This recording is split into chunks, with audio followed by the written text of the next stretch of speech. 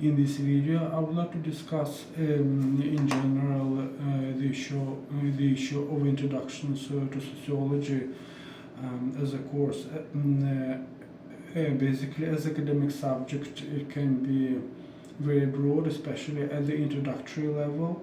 So my purpose right now is to go very briefly through the introductory chapter of the book called Introduction to Sociology, published recently by OpenStax, which is essentially an open access textbook for a course in sociology, in order to review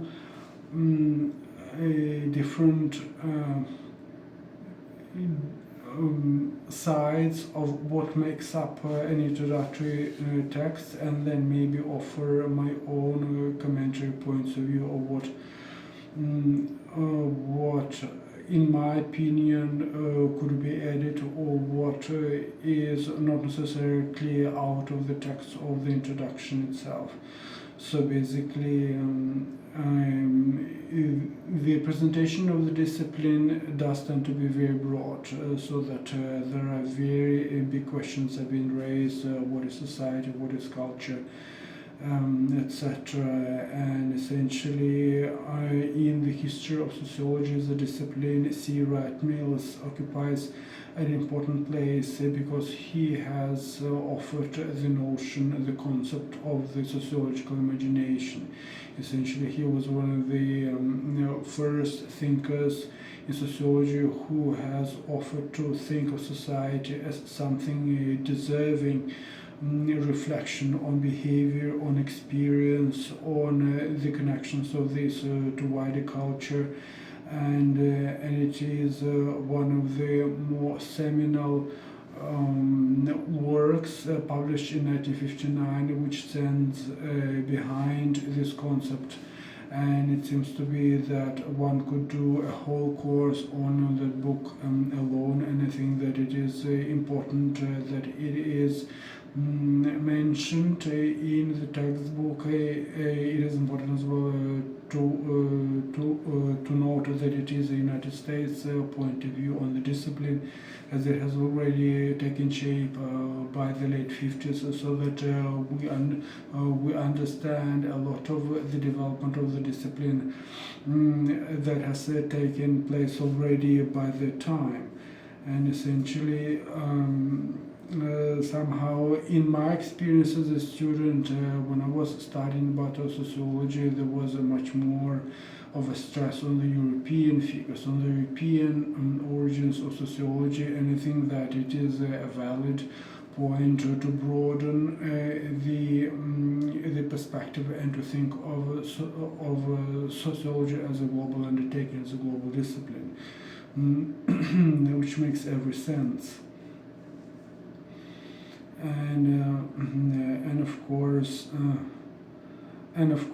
in the context of sociology, one should mention the macro and micro levels of analysis. And usually, on the macro level, we're talking about individuals, maybe organizations, etc. And on the macro level, one would speak about entire societies, one would speak about macro processes, something that goes beyond the consensus of individual people, individual companies, individual organizations, and which actually involves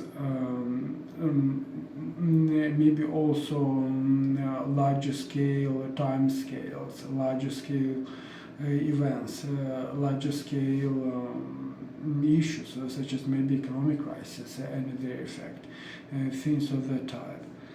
And basically, once again, in terms of the really deep historical roots of sociology, there is no limit how far back in time one can go, and basically one can think about Confucian thought, which is from around 400 BC. One can think about Ibn Khaldun, which is probably from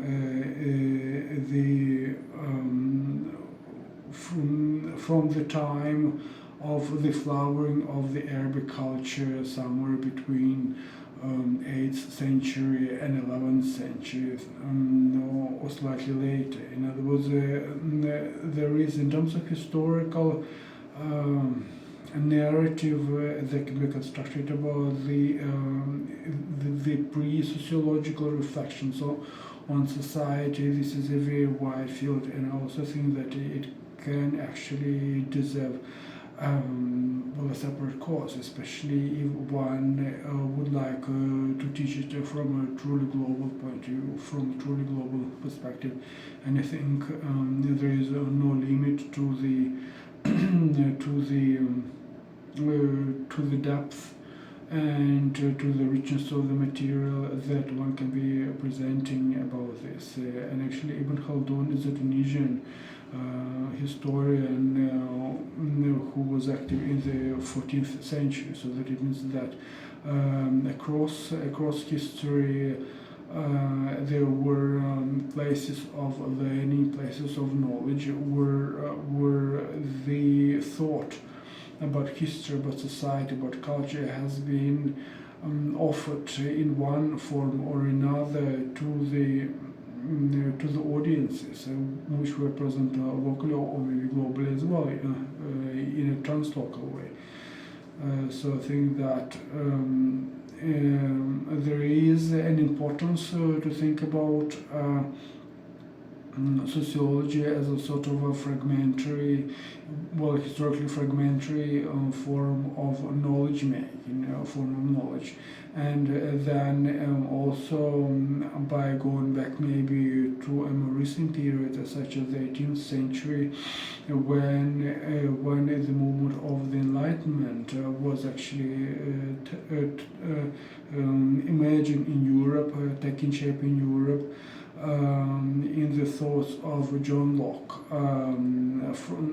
François-Marie Arouet, more commonly known as Voltaire, Immanuel Kant, Thomas Hobbes. In other words, we mostly talk about thinkers from the Great Britain, from France, from Germany, and also especially speaking about a German-speaking author. So we are talking about German-speaking principalities, because the German state didn't exist yet in the same form as it did after 1871, and especially after 1945. Essentially,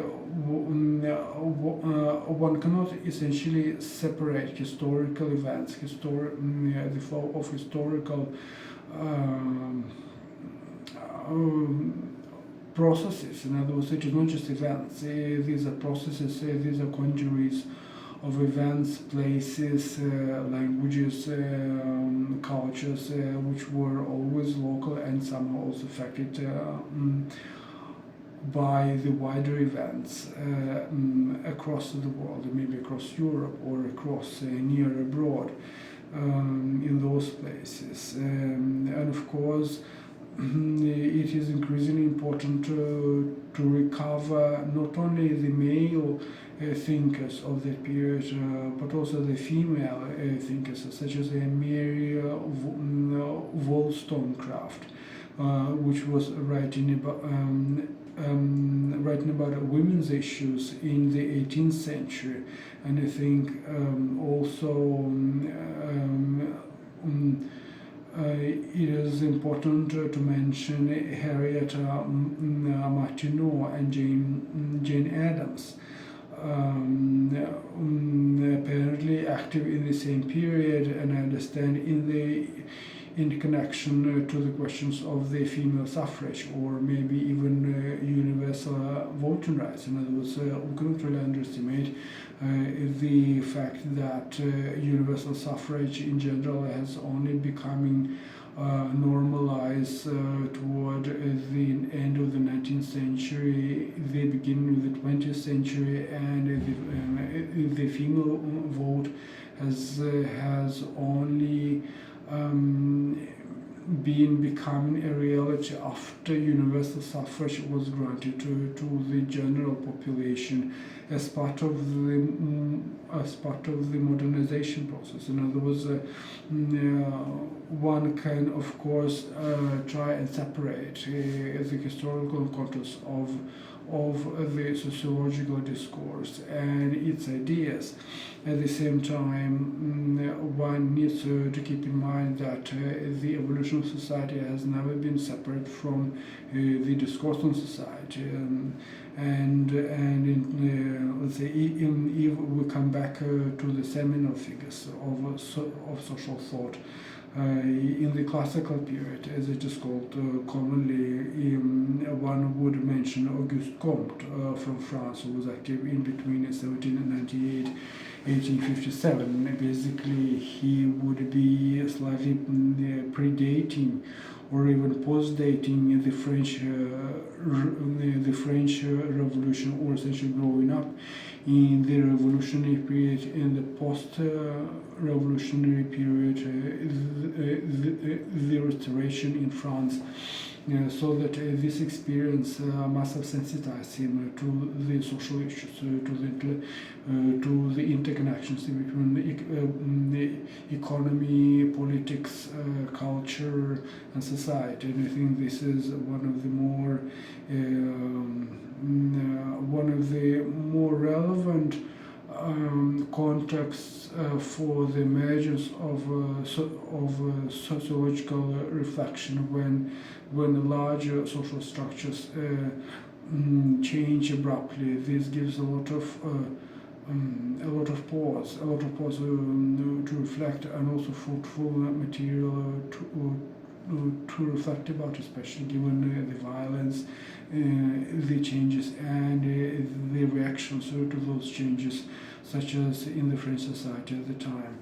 And then we could think about Harriet Martineau, active between 1802 and 1876. Basically,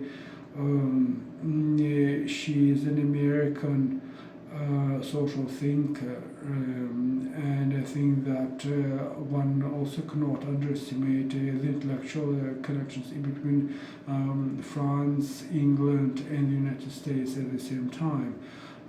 Similarly, Karl Marx, active in between 1818 and 1883, who was essentially a German-Jewish economics thinker, who would also be able to convey his ideas in a very sociological manner. I think that whereas he is not essentially part of the economic thought at present, he has been variously adopted by sociological thinkers, and cultural studies, as a prolific author in his own right, an intellectual who was active in England for a long period with the assistance of his essentially friend and patron, as far as I understand, Friedrich Engels, who was active between 1820 and 1895, who was probably